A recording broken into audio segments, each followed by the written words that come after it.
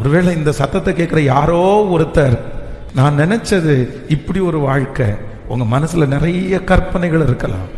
ஆனா ஆண்டவர் உங்களை வச்சிருக்கிற இடம் இந்த இடம், ஆண்டவர் உங்களை கொண்டு போன இந்த இடம் இந்த இடம். இந்த இடத்துல இருக்கிற தோல்வின்னு நீங்க நினைக்கிறீங்க, கிடையாது கிடையாது.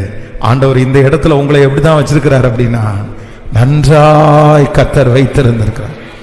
இஸ்ரவேல் ஜனங்களை 40 நாட்கள் தான் பிரயாணம், 40 days தான் பிரயாணம். ஆனா அந்த 40 நாட்கள் ஆண்டவர் கொண்டு போகாம 40 வருஷம் கர்த்தர் சுத்தி போகிறதுக்கு காரணம் என்னன்னா, யுத்தத்தை கண்டால் ஜனங்கள் மனமடிந்து போவார்கள்.